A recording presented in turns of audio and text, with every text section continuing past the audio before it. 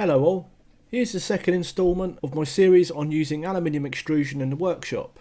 A straightforward and quick build this one, but I have some extras at the end for you to look at too. I'm sure you're familiar with the fences for MFT bench tops like the Benchdogs one I have here. Obviously these give you a reference at 90 degrees to your guide rail for cutting. What I'm looking to make here is I guess what you'd call a sliding bevel to attach to the fence to allow me to cut varying degrees of angles on the bench with the plunge saw. Parts here assembled are a couple of old pieces of 2020 profile with a 6mm slot. Some bits of 4mm aluminium plate left over from upholstery fixings for my chairs, and I've marked some of these bits for holes already. Some M5 fixing screws, some sliding T-nuts, and a couple of straight profile connectors. First task then is drilling out my aluminium plates. Hole position already marked and punched. I start with a 2.5mm bit, then move on to a 5mm bit to accommodate the M5 screws. This 4mm alley plate can be bought quite cheaply by the way. A 400 by 400mm sheet for example you can get for under £20 on eBay. So useful for custom bracket making. I'll leave you a link below. Just giving the holes a quick deburr here.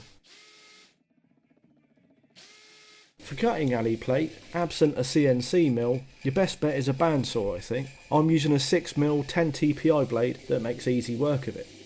These straight connectors are flat-ish like the sliding T-nuts and come with M5 grub screws for fixing. I've removed 2 of the 4 grub screws to allow me to attach my alley plate to it with a couple of 8mm M5 screws. Then what remains of the connector can be slid into the profile and tightened down. Here's the bracket already fit to the other piece, the only difference being the L-shaped alley plate on the black piece. This will allow me full movement in the joint. To join the two I'm using a 15mm M5 screw, 2 1mm washers and a nylock nut.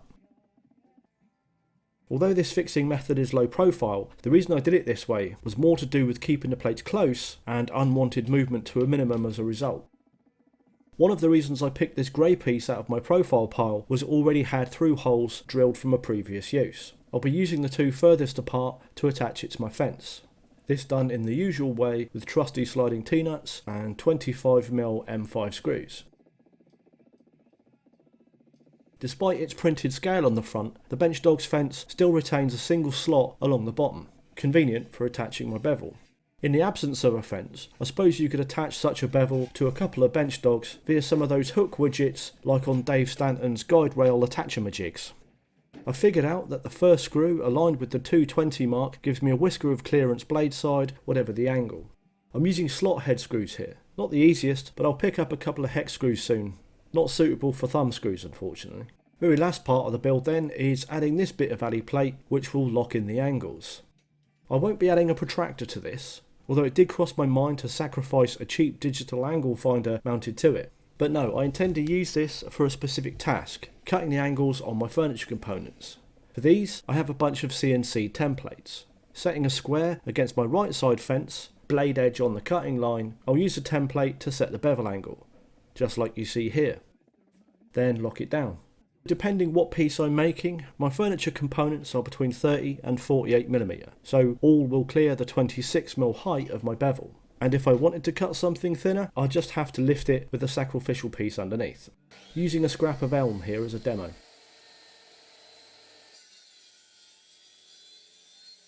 And this is the reason I made this. I found the plunge saw most consistently gives me a clean cut face. Super smooth, super flat, and reliably perpendicular with next to no burning. I just can't get that reliability across the range of angles using the mitre saw or the table saw. I can using my routing machine, but that takes time both to set up and to cut the face, not to mention it's more messy. End goal being joints imperceptibly tight. A bit blurred here I know, but the fit is great. Glued and sanded, there'd be no shadow. Using the template to set takes a lot of the thinking out of the operation too. This is after all why I had them made. Here I'm setting up for a shallow angle of 15 degrees, an angle I use atop my chair legs. It essentially has a full 90 degrees of range, from about 88 degrees off the fence to a -2 degrees undercut under the guide rail. At 0 degrees, that is to say parallel to the guide rail, I supposed it could be used for thin rips. Don't know why I didn't think to try that while filming. You could use it to taper pieces as well I suppose. The more I think about it, the more I think this simple widget needs to be a product. Nice clean cut again. I'd call that another successful instalment of using profile extrusion in a workshop. But I could show you another the eagle-eyed may have spotted before. This is my table saw crown guard. I did consider dismantling it, then filming the rebuild for this series, but, well, it's perhaps a bit too niche given my entire table saw is homemade, and its fence, now obsolete, is quite unusual. But it does illustrate again, I think, how this profile extrusion stuff can make itself useful for all sorts of things around the workshop. The Mafell branded crown guard isn't a blag, by the way. The saw mounted under the table is a Mafell KSP80, so technically the branding is legit. It also happened to be pretty cheap at £14 too, when I bought it at least.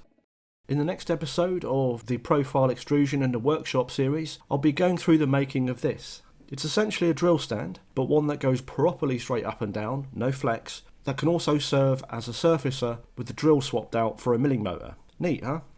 So I hope this instalment has been of some interest to you. Do share it with others if you think they might find it interesting too. Comments and questions welcome below. Like if you did, sub if you aren't already. The thanks button is there if you want to show your appreciation in that way. And as ever, if you've made it this far, thanks for watching.